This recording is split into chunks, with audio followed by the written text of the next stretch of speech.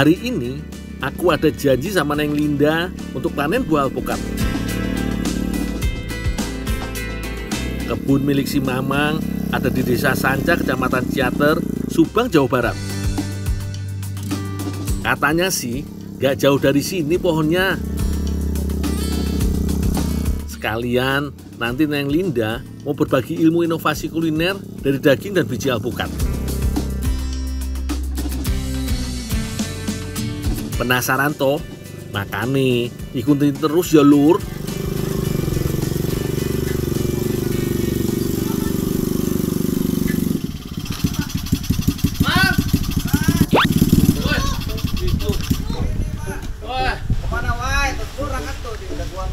Tadi tak cariin pohon yang mana, Mang? Katanya banyak pohonnya.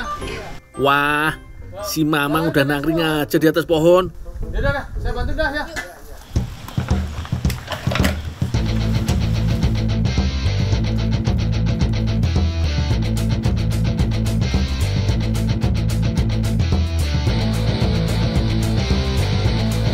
Berbahaya teh ya, saya masuk dulu kan. Ternyata bener kata si Mamang, pohon alpukatnya sudah siap panen. Wis lah, tak bantu naik ke pohon dulu. Neng Linda, tunggu di bawah yo. Nanti tinggal ngumpulin alpukat ke keranjang. Jalan teh.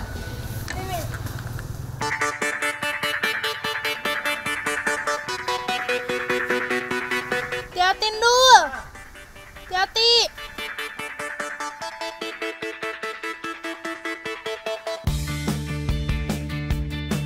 Iki jenis alpukat mentega, bukan alpukat kaleng-kaleng lur.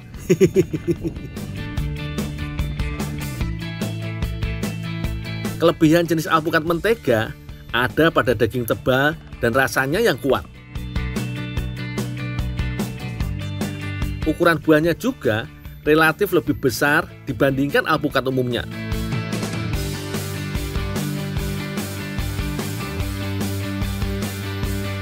Alpukat jenis mentega sebenarnya lebih cocok ditanam di dataran rendah.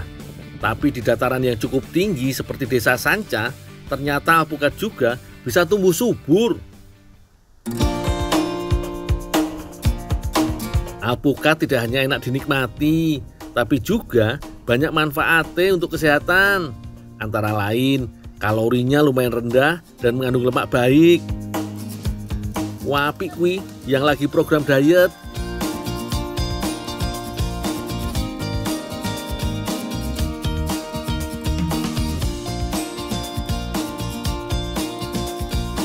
Wis sudah banyak alpukatnya.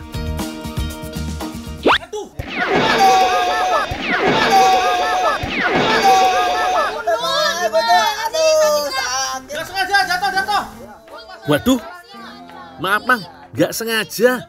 Alpukatnya licin.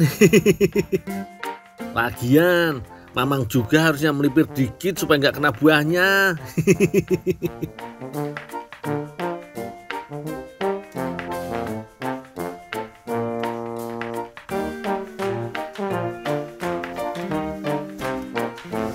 Maaf ya, Mang ya. Sakit, Mang. Udah. Maaf ya. Cuman dikit sakitnya deh. Lepas tadi, Mang. Lur, udah pada tahu belum cara membedakan alpukat tua dan muda? Penting loh iki, supaya nggak salah pilih kalau beli di pasar. Teman-teman, ada tips nih gimana caranya milih atau ngebedain alpukat yang tua atau yang muda. Nah, kalau alpukat tua nih, dia warnanya sudah mulai burik-burik begini nih. Tapi kalau yang muda, nah warnanya masih cerah mengkilat gini. Nah, dari bunyinya juga ada perbedaan.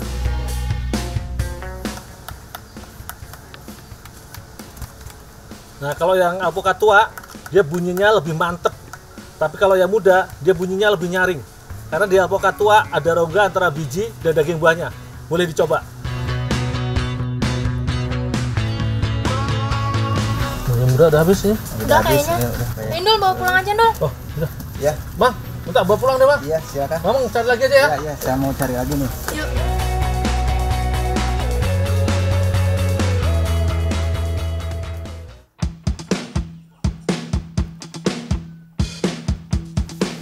Ndul. Ya teh, ada yang bisa saya bantu lagi? Tolong siapin alpukatnya ya, soalnya aku mau bikin cake-nya dulu. Oh, ya teh.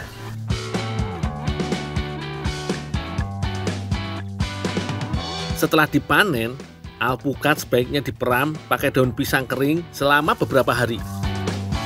Daun pisang mengandung senyawa tertentu yang bisa membuat alpukat lebih cepat matang pada suhu hangat.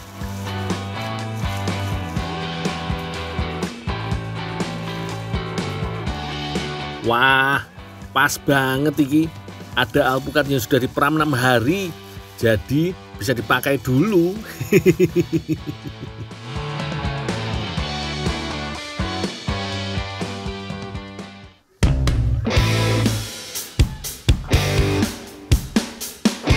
Aku harus mengupas kulit alpukat dan ambil daging buahnya.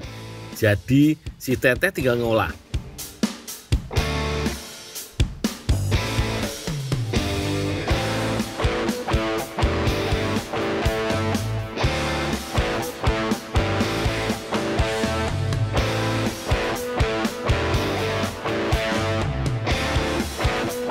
Oh iya, bijinya nggak dibuang lur. Katanya sih mau dijadikan campuran adonan kue. Ternyata biji alpukat iki juga masih banyak gizinya. Ada asam lemak, serat, dan karbohidrat yang bagus untuk metabolisme tubuh. Jos gandos ya lur.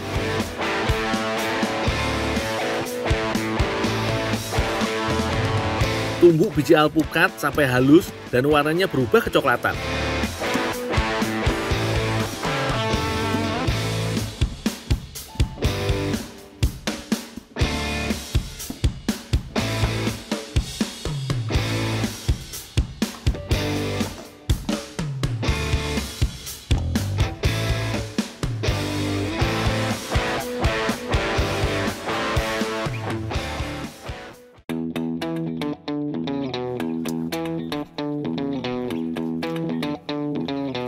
Neng Sri dan Teh Linda mau bikin cake puding alpukat.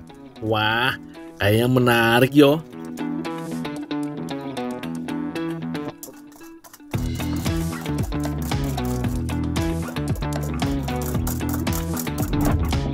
Cake-nya terbuat dari tepung terigu, telur, gula pasir, gula halus, mentega cair, pengembang kue, dan serbuk agar-agar. Langsung buat adonannya yo.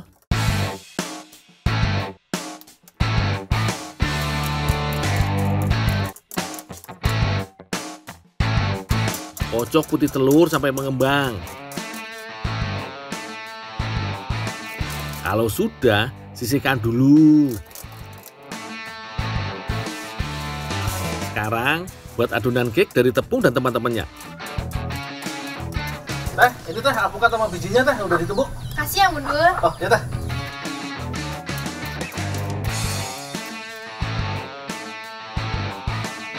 Tambahkan biji alpukat tumbuk ke adonan cake. Kalau sudah, tuang ke cetakan.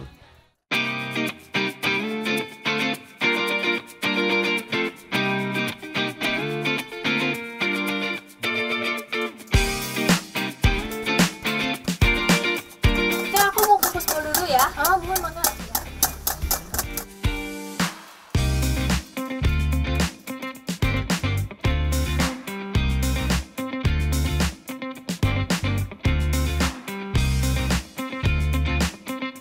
Selanjutnya, kukus adonan selama 20 menit dengan api sedang.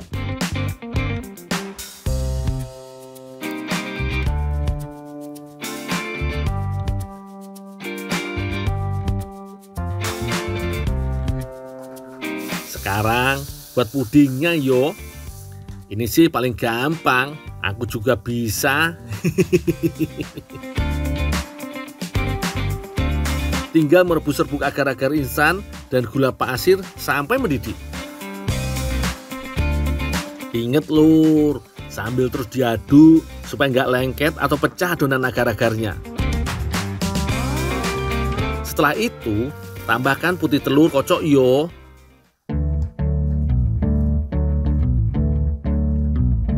Lalu adonan puding dibagi jadi 2 dan ditambah pewarna makanan.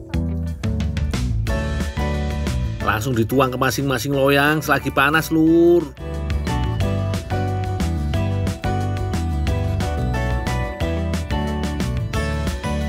Kemudian susun daging alpukat di atasnya. Sesuai selera wae yo. Sing penting bentuknya apik. Kalau aku suka yang banyak alpukatnya. Tambahkan adonan agar-agar yang polos sebagai lapisan terakhir. Iki tinggal tunggu sampai agar-agarnya sudah padat yo, Lur. Sopo ngira bakal cantik koyo ngene iki. Ada cake sebagai pondasi, bercampur manisnya agar-agar dan daging alpukat. Wis, mending langsung cobain wae iki. Dul, Kang, Pak, ini cake puding alpukatnya udah jadi, yuk cobain. Yuk, Kang, cobain. Yuk.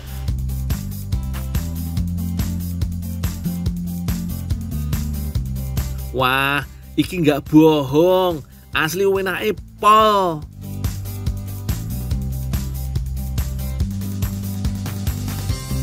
Cocok banget buat cemilan sehat di rumah. Rasa legit gurih dan tekstur biji alpukatnya membuat cake lebih nikmat.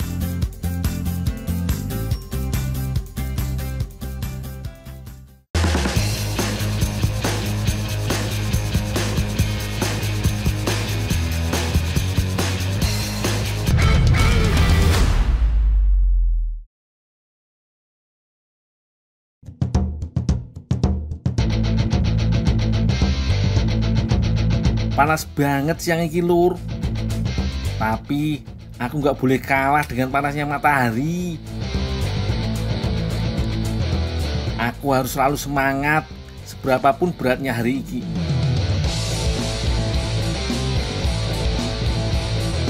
Aku baru pulang dari kebun mengambil kayu bakar.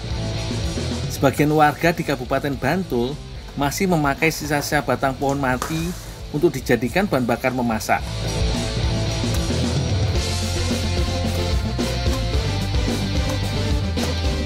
Karena sekali mengambil kayu bisa 5-6 batang, makanya aku harus pakai gerobak supaya lebih gampang mengangkutnya. Nah, beneran gundul liwat tulung ki digawakne mulih sisan. Ning ngusung kayu. Tepung apa tuh, Pak? Digoreng digawe keripik karo disayur mengko nggo madang awan. Wah, kok ngeter kayu bakar sih kayak, Pak? Sisan le liwat, sisan le ngusung. Ndak engko sore Coba udan. tak baleni engko wae. Ndak udan engko mah udan masuk angin barang. Waduh. Iya, apa tuh, Pak? Ya. Nggih. Meski semakin berat, aku harus segera mengantarkan batang pisang ke rumah Bu Heni untuk dijadikan olahan.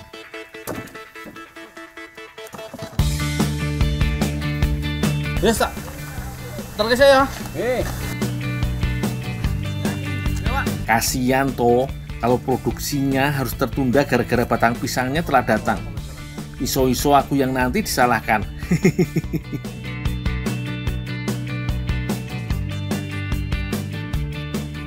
Mas Gundul, saking pundi, Mas? Ini ambil kayu bakar. Loh, kok panas-panas loh, Mas? Mending di rumah aja istirahat. Wah, ini harus nganter kayu bakar. Mau titipan bonggol. Mbak mau kemana tuh, Pak? Itu mau bikin keripik di situ loh, Mas. Keripik apa? Keripik bonggol pisang. Bareng aja, Po. Aku emang dititipi bonggol kan ngeter kayak di rumah ya. Udah bareng aja, Mas. Oh iya. Lho, cepet malah ngobrol gelak udan. Oh iya, Pak. Yo. Ya, Pak, yuk.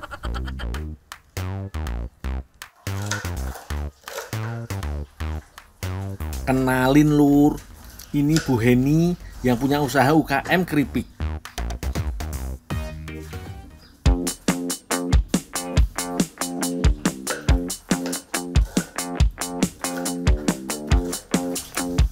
Bu Heni membuat berbagai jenis keripik, tapi yang paling laku dan dicari orang, keripik pelepah pisang. Awalnya cuma mencoba-coba bagaimana mengolah limbah dari pohon pisang. Akhirnya, setelah beberapa kali uji coba, Bu Heni berhasil membuat keripik pelepah pisang yang laris manis di pasaran.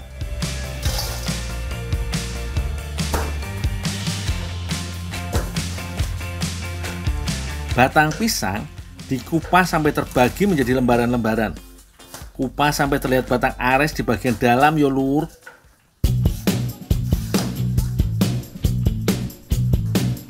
Yang mau dijadikan keripik hanya rongga-rongga bagian tengah pelepah. Bagian itulah yang teksturnya tidak keras. Kalau pelepah luarnya masih alot kalau digigit. Biasanya yang dipakai batang pisang kepok. Alasannya karena tekstur batangnya yang lebih lembut dan seratnya tidak terlalu banyak. Selanjutnya, batang pisang diiris tipis-tipis. Setelah itu, dicelupkan sebentar dalam tepung bumbu dan digoreng setengah matang. Kemudian, batang pisang ditiriskan dan didiamkan. Tujuannya agar keripik pelepah pisang tetap garing dan tidak mudah melempem. Setelah 5-10 menitan, keripik pisang digoreng lagi sampai matang.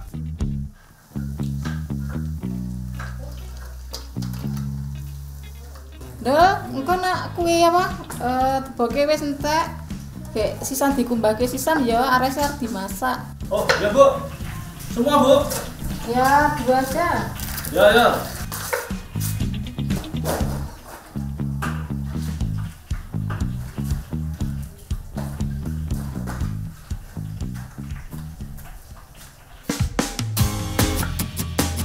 Potong aresnya tipis-tipis yo. Setelah itu, masukkan ke wadah berisi air bersih.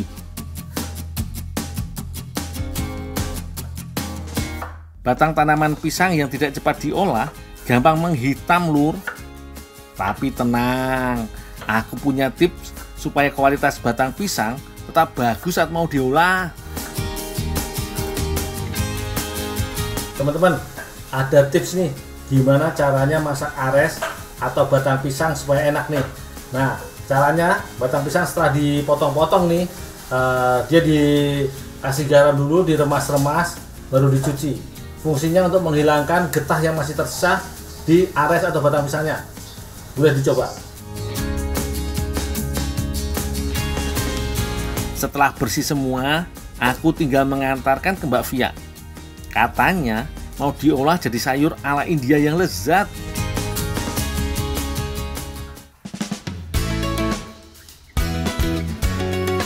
Mbak Via mau membuat koto ares, olahan khas India yang dipadukan dengan batang pisang. Wah, kelihatannya menarik iki lur. Mbak, ini Mbak, aresnya udah dicuci Mbak, udah dipotong-potong. Suan Gindul. Oh, ya Mbak.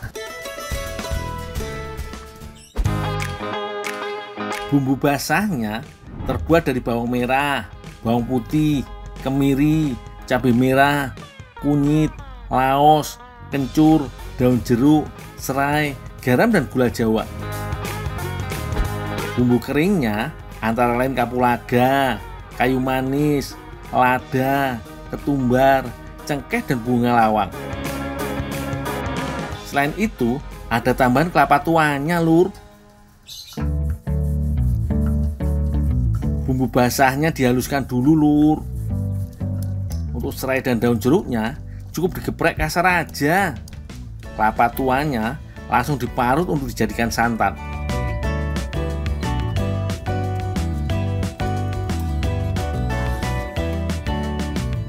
Aresnya harus direbus sampai setengah matang, jadi lebih cepat matang waktu dimasak dengan bahan lainnya.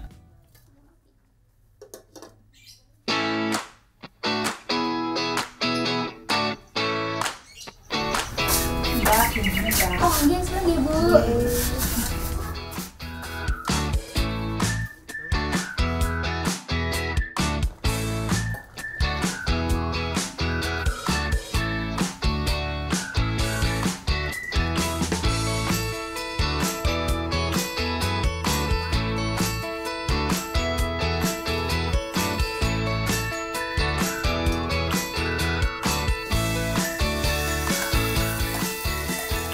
Bumbu ditumis dalam minyak panas.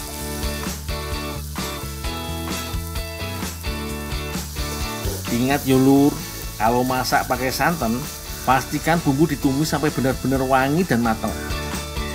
Itu akan membuat masakan tidak cepat basi. sudah harum iki lur. Langsung masukkan ares dan santannya. Tunggu sampai kuah santan menyusut. Tandane koto ares siap disajikan.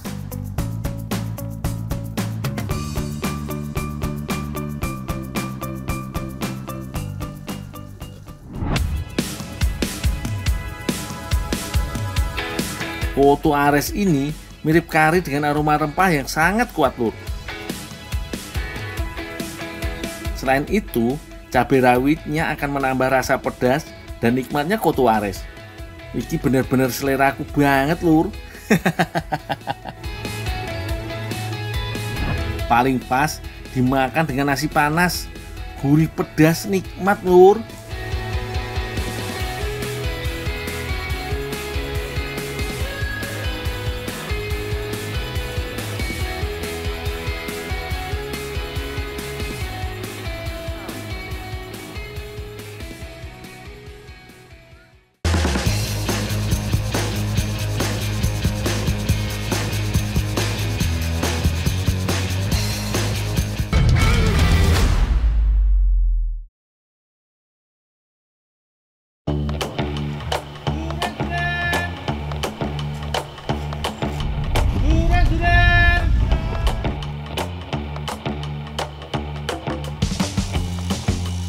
Wah, sudah musim durian.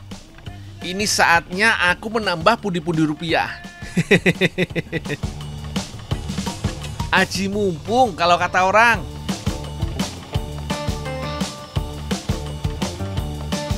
Daerah Songgon, Banyuwangi, Jawa Timur memang sentranya buah durian.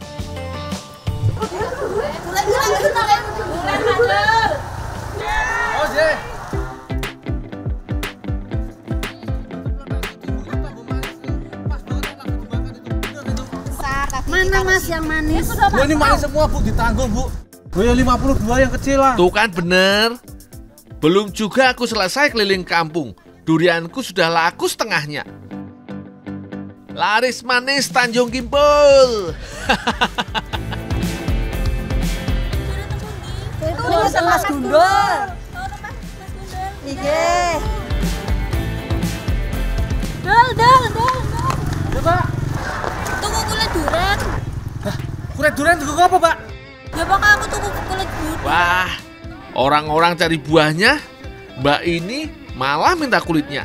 Ada-ada saja. Mau dibuat apa ya? Yes, jenengan langsung lah. Ya, jalani loh, Ndro. Iya.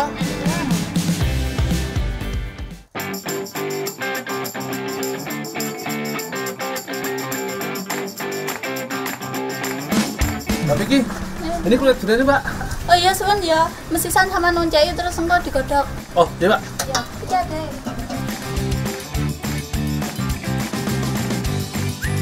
Kata Mbak Vicky ya, kulit durian sebenarnya masih bisa dimanfaatkan. Kulit durian yang dibakar dan ditumbuk bisa dipakai sebagai obat jerawat atau bisul. Tapi kalau ini, Mbak Vicky akan memanfaatkannya menjadi bahan celorot. Hanya bagian putihnya saja yang dipakai. Jangan lupa untuk membuang bagian-bagian yang kotor.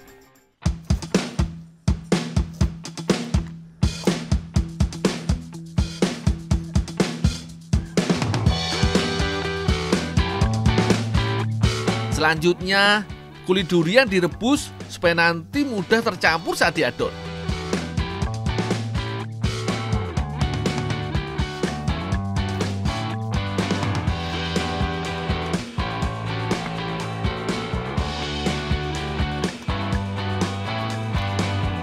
Kalau sudah lunak, tandanya kulit durian boleh diangkat dan ditiriskan.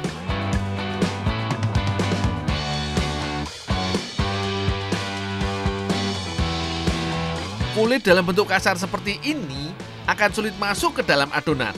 Karena itu, aku harus menumbuknya sampai halus.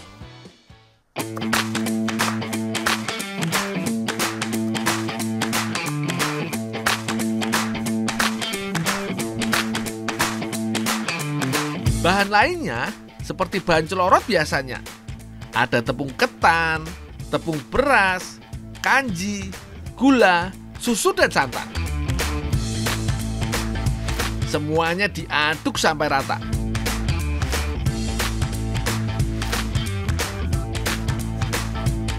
Mbak, kulit duriannya udah ditunggu, Mbak. Suwun ya, Ndul. Terus cepak kok nganu dandangi. Oh, ya, Mbak. Kulit durian dimasukkan sedikit demi sedikit supaya adonan tidak menggumpal.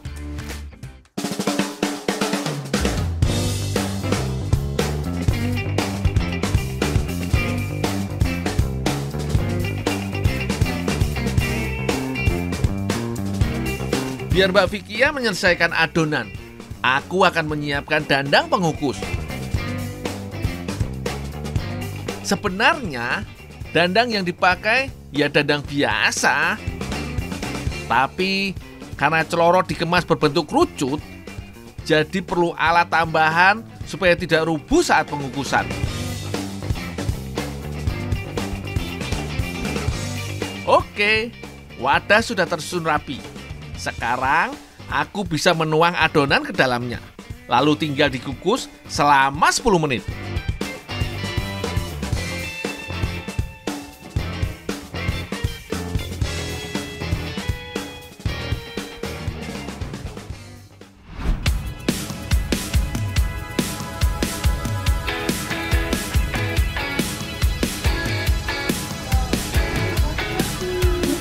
Mbak, Pak. Iya, jajannya pun mateng.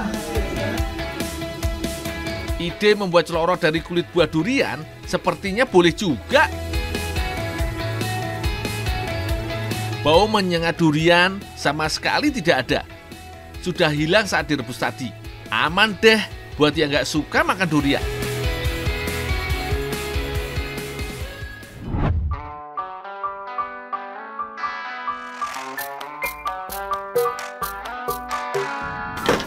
Pak, bumbunya kurang nggak, Pak? Kurang kan, Dul? Dipotongkan, Dul. Oh, ya, Pak. Lur, aku lagi ada di Pekalongan, Jawa Tengah. Hari ini aku mau bantu-bantu di rumah produksi makanan tradisional. Pak Daryono beserta keluarganya sehari-hari membuat makanan khas Pekalongan bernama sapitan, atau ada juga yang menyebutnya capitan.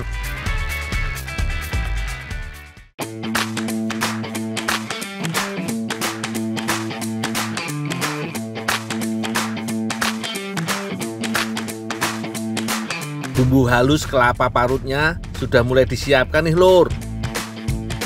Kunci masakan sapitan ada di bumbu halusnya. Dibuat dari bawang, kunyit, dan juga ketumbar. Uniknya, rempah-rempah ini harus digoreng sebelum dihaluskan supaya rasanya semakin gurih.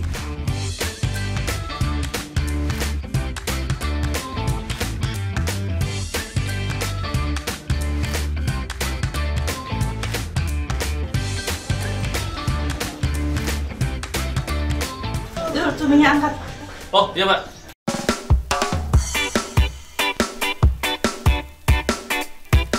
Aslinya, capitan berbahan daging sapi. Tapi kali ini bakal ada variasi bahan, Lur. Pakai daging cumi-cumi. Mantep iki.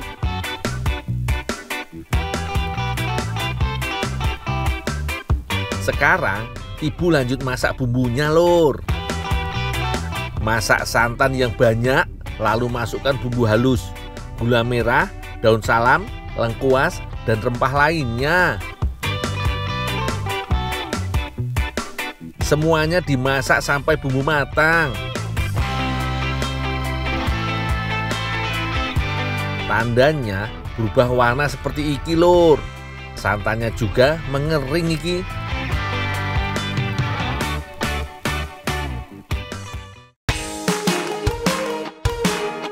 Oh iya, Lur, nama capitan sebenarnya berasal dari cara membuat makanan ini. Capit atau jepit suwiran daging sapi dengan bilah bambu. Lalu tutup bagian ujungnya dengan batang daun pepaya atau talas supaya tidak terlepas saat dimatangkan nanti. Sekarang cumi-cumi yang sudah direbus sebentar tadi langsung aku potong kecil-kecil. Lanjut capit seperti suwiran daging sapi tadi. Buat aku sih lur, mau daging sapi atau daging cumi, yo sama aja. Semuanya enak dan aku suka. Setelah semua selesai dicapit, lanjut lumuri atau bungkus daging dengan bambu. Jadi mirip sate buntel atau sate lilit yo lur.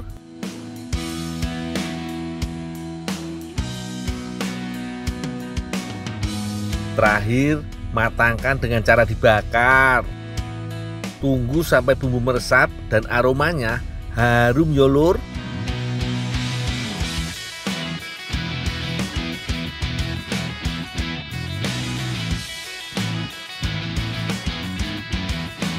Capitan khas Pekalongan siap dinikmati lur.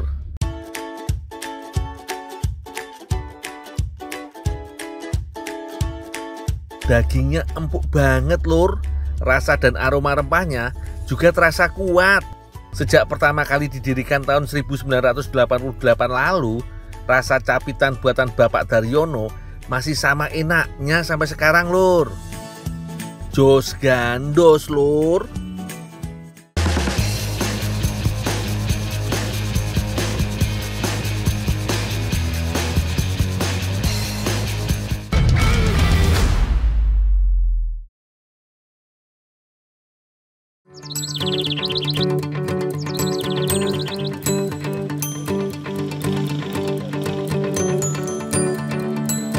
Aku lagi menikmati udara sejuk dan pemandangan indah di Desa Tegowanu, Kecamatan Kaloran, Kabupaten Temanggung. Pas banget nih, lagi cerah-cerahnya di sebelah barat Gunung Sindoro dan Sumbing, indah banget yo. Makanya aku menikmatinya dengan sepedaan di sawah sekitar rawa.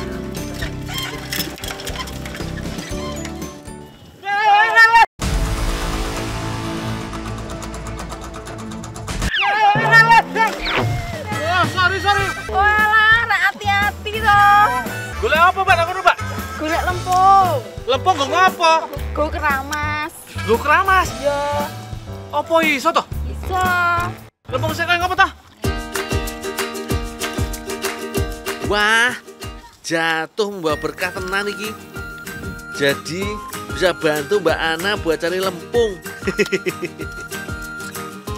Tanah lempung di sekitar sini sering digunakan untuk membuat batu bata atau genteng. Biasanya dipilih tanah yang berwarna merah agak keputihan karena mengandung banyak kaolin. Jenis tanah ini juga sering dipakai untuk keramas loh.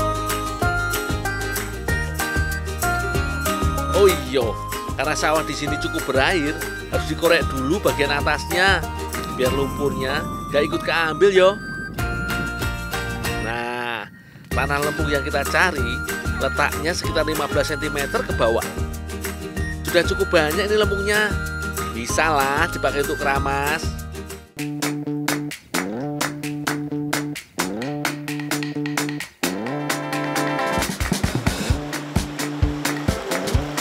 Beberapa desa di Temanggung masih melakukan tradisi keramas dengan lempung atau tanah liat.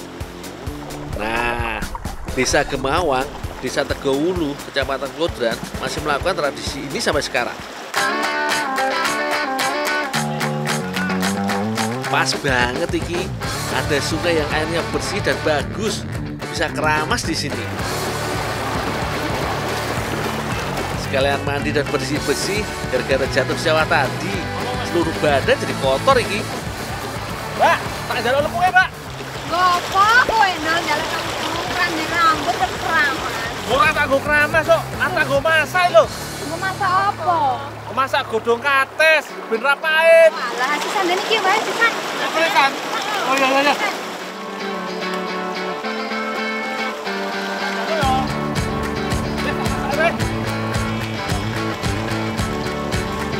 Tanah liat yang mengandung kaolin sangat bagus buat rambut loh. Wakeh fungsinya kuwi.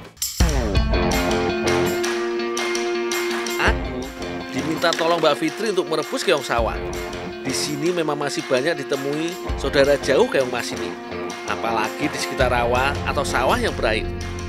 Hewan yang sering dianggap hama oleh petani ini sebenarnya memiliki kandungan gizi cukup banyak yo. Makanya masyarakat di sini banyak yang mencari untuk dijual atau dikonsumsi sendiri.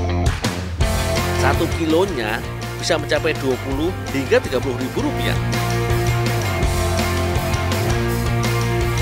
Oh iya, kalau merebus keong lebih baik keongnya sudah dimasukkan saat airnya masih dingin. Jadi lebih mudah dikeluarkan dari cangkangnya.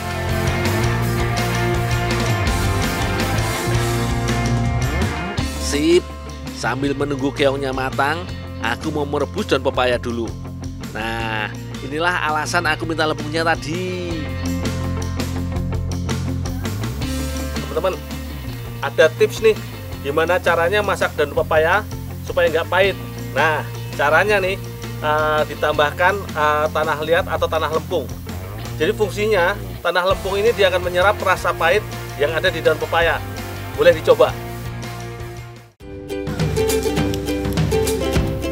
Daun kates atau daun pepaya bisa diolah jadi bermacam makanan. Sayangnya daun pepaya lumayan pahit, jadi tidak semua orang suka. Nah, lempungnya mau aku pakai sebagai campuran saat merebus daun pepaya. Selain dimasak dengan tanah liat, daun pepaya juga bisa direndam dulu dengan air garam atau direbus berulang-ulang sampai rasa pahitnya hilang. Tapi tetap yang paling efektif menghilangkan pahitnya yuk lempung iki.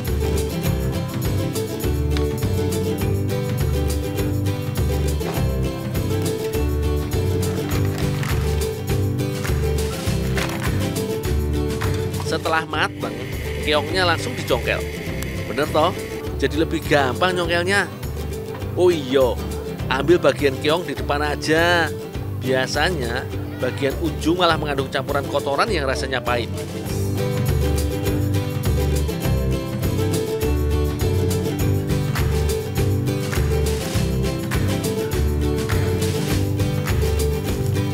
Kalau daun katesnya udah mateng, tinggal cuci sampai bersih, sampai semua tanahnya hilang.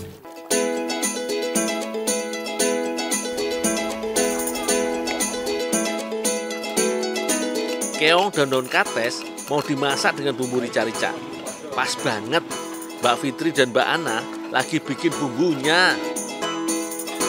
Bumbunya hanya bawang merah, bawang putih, cabai, serai, lengkuas, ketumbar dan lada. Langsung dihaluskan semua wae yo. Siapkan juga santannya. Kali ini yang dipakai kelapa tua supaya dapat banyak santannya.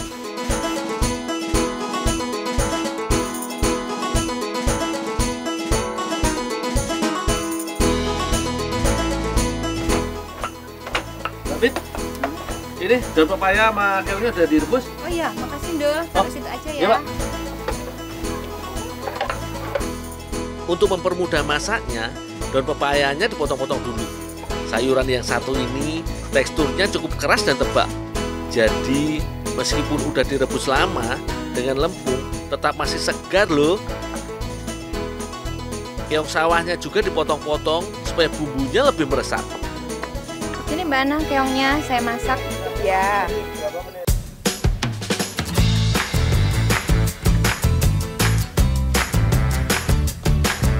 Kalau masaknya gampang banget yo. Tinggal oseng semua bumbunya, kemudian masukkan santan. Terus tambahkan daging keong. Tunggu sebentar sampai bumbunya meresap. Sip. Terakhir daun pepayanya. Gak perlu terlalu lama, kan daunnya sudah matang tadi.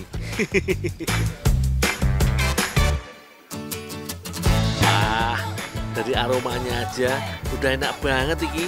Jadi gak sabar nyobainnya. Bentar, tak makan dulu yo. Wes lapar banget iki. Ayo Ndul, udah mateng Mbak Ana, cobain. Daun kates dan keong sawah ini Ternyata jadi pasangan klop kalau dimasak bareng. Rasanya bisa menyatu. Apalagi kalau rasa pahit dari daun pepayanya udah hilang.